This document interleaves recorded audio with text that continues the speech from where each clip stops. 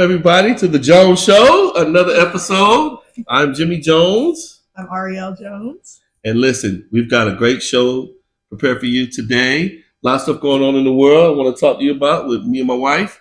And hopefully we can give you all some good insight, some stuff that she teaches me. So first thing, we're going to talk about the Nolan Wells situation. Yes. Wells is his last name. Mm-hmm. Yeah.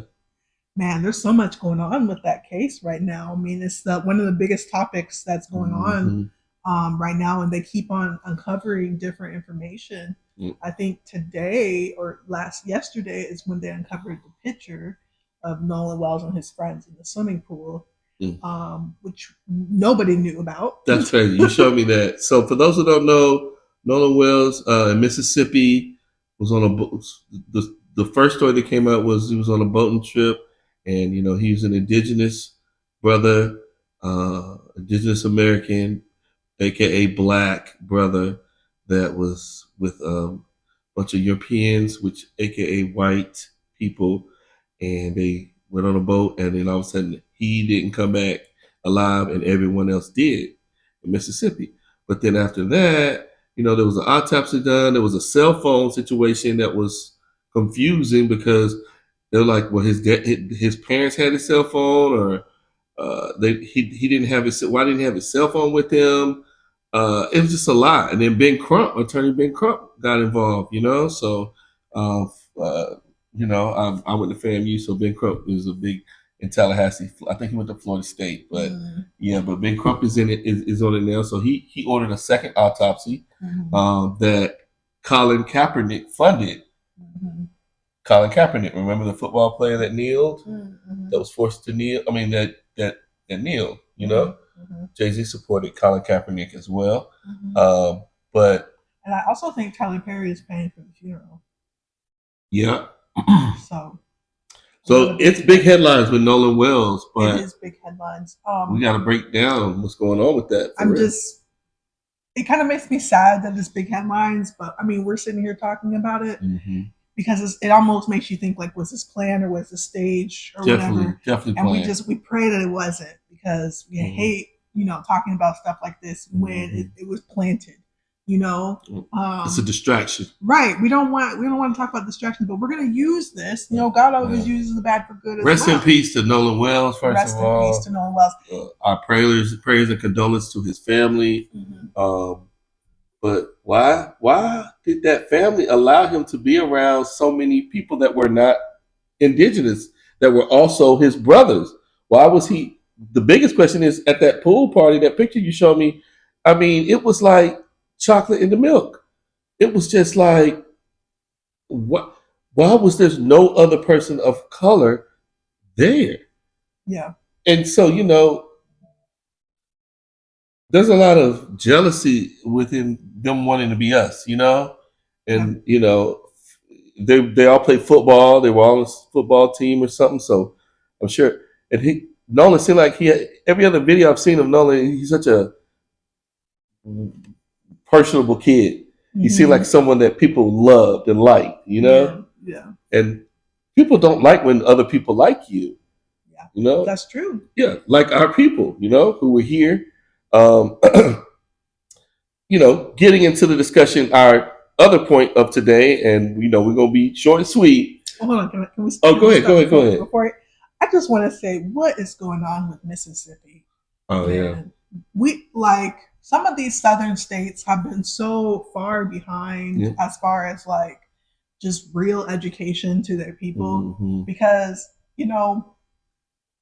truth is power, and when you keep lying to kids about ancestry and where they're from, and not changing things that are in the textbooks, because I don't know who, the Wells family, and if they know they're indigenous or what their ties are to Mississippi, but I hope those kids aren't still taught that Mississippians are African slaves, because that's just not true. And I feel like a lot of bigger celebrities have sold out that state, and there has been no progress, and it's just really sad to see in these southern states the lack of progress and the lack of people really. It's still modern day slavery going on in Mississippi. because they keep lying about who the indigenous people are. They wanted to keep distracting because they want us to unite under a lie.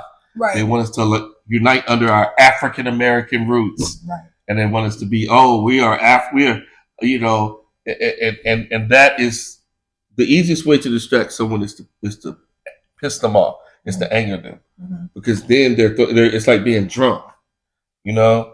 It's like so they want to upset us so that we unite under Black Lives Matter. Right, right. We know that that's not the truth.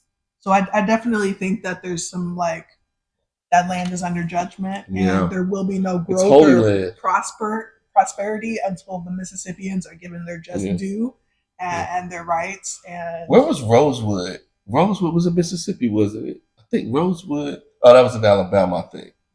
But you know, when you go back and watch these movies about, you know, our struggle, you know, but replace the African American in these movies roots, Rosewood. Replace that with these are indigenous Americans. Yeah. These are Indians. And don't look at Hollywood as facts, because it's just mostly fiction. Yeah. They've been lying about the story for a long time and not showing the real people, real indigenous people. Every time they want to distract us, they put one of us back in a slave movie. Will Smith, when he slapped Chris Rock, they put him back in the slave movie. You know, the 12 Years a Slave, all these slave movies, all these things to distract us from the truth that we are, that those slaves that they were talking about during that time, it wasn't just Africans. It was Europeans that were slaves too. It was Germans. It was people who came to America to get away from their country. They were immigrants. Right. You know what I mean? So it wasn't just people from Africa. So don't let them think that you were the only people that were enslaved, because you weren't Africans. You are indigenous Americans. You were the Indians, you know, that were here. The original indigenous people that were here, that they want to make it seem like that we weren't. They want to erase you. Mm-hmm. Exactly. Yeah. So, you know, another discussion is about nationality versus race. Mm-hmm. When I had first put out there on Juneteenth on my post, I had posted "Cancel Juneteenth," and I was like, I wanted to get the headline in there, but the subject, you know, like the specifics in my post was, don't be distracted. You know, they want us to celebrate being freed and from slavery, when, you know, this is our land. This is our rightful land. We are the owners of this land. So we don't celebrate anything but whatever. We don't want to be constantly reminded that we were slaves. Right. You know, that's just the wrong agenda. But some of the things that came up on that post were one of my European friends, Jackie. She said, because I put in the post, "Cancel Juneteenth," and I put, you know, we are not black. We are, and white people aren't white. White people are from Europe. Okay. And then in the comment section, Jackie, she said, "Jimmy, I was definitely born in America, so I am definitely American." And I had to hit her underneath. I said, "No, that's your nationality. Your nationality is where you was born. Where your parents were born, and their parents and their parents and their parents, the grandparents, your genealogy is your race. Where your original ancestors from is your race. That's the difference between race and nationality." So, you know, it ties into the Nolan Wells case, because if that brother knew what race he was, he wouldn't want to be constantly surrounded around people that weren't him, that weren't his people. You see how other races of people, how they always just stick together? And you know, you always see a bunch of Mexican people together working. You know, I do real estate. They be all together working on a house, and they all ride together, and they all sit and eat lunch together. They make their sandwiches. The Indian families that we know, the Afghan families that work for your business, prom business. You know, these families are very tight knit. Even Africans, when you see Africans in Atlanta, Africans really only deal with other Africans. They only promote other Africans, right? One of the reasons they stick together. One of the reasons why I really found out that we were African American is because I got involved in different African communities. You were the queen. Take care of the African kids, the kingdom kids. It's not even that I was targeting that, just to take care of African kids. But you love Clarkston. It was that community that I was involved in. And so getting really close to these, African communities of recent immigrants, I was like, this isn't our bloodline at all. I'm so out of place here. I don't even. You got to pull that. And the women don't even really relate. Can't even communicate with each other. We don't eat the same foods. We are not from Africa, y'all. We are from America. We are from here.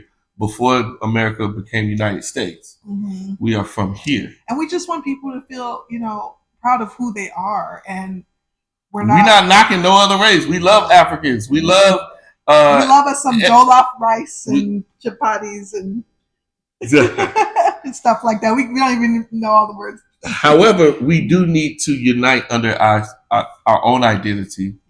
And that will fix us. That will fix our people. Once we unite under the truth that we are indigenous Americans, not from Africa. We are not African American. Unless your mother was born in Africa and married your dad who's indigenous. Then you are African American. I have friends that posted under there too. Israel. Israel is white and black.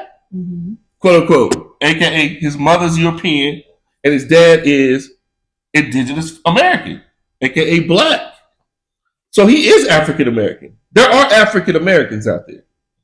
His dad's indigenous? And his mom is white. So no, he's not African American. Yeah, man. Indigenous. Your mother is white and your dad is black. Indigenous though, right? Not African. Indigenous American. Like born in Oklahoma. Yeah. That wouldn't be African American. Dad was born in Oklahoma? Oh, my bad. Let me start over. That's European American. Right. That's European American. American European. Okay. But let's say that his mother was from Africa. Then yeah. If his mother was from Africa, so we can cut it here.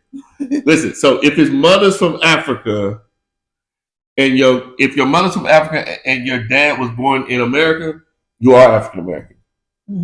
But then you would probably know the country that your mom or dad was born from, so you would be Nigerian American. Or Ghanaian American, yeah. Or you know how people from Jamaica, my mother was Jamaican and my dad was from New York. Okay, you're Jamaican American, And be proud of that. We're just not that. We're not from two places. And there is a lot of people that we know who are considered black that have the same story as us. We're both North Carolina. I was just about to say that. That's so funny. That's why she's my wife. That was so funny because we're talking about nationality versus race. And I think one of the real big reasons Jimmy and I connected was because we made a generational bond, a blood tie, soul tie. His ancestors were from High Point, North Carolina. My mom. And I can trace my ancestry back to High Point, North Carolina as well. And Columbia, South Carolina. And Columbia, South Carolina. That's all Cherokee Indians. Cherokee. That is Cherokee land, and that is where our ancestors are from. And so, me and him, we also have this, strong Christian connection because both of our families are very spiritual. And so we both grew up in the church and we both, went to college and kind of did the whole Greek fraternity thing. I'm a noob, AKA. Right.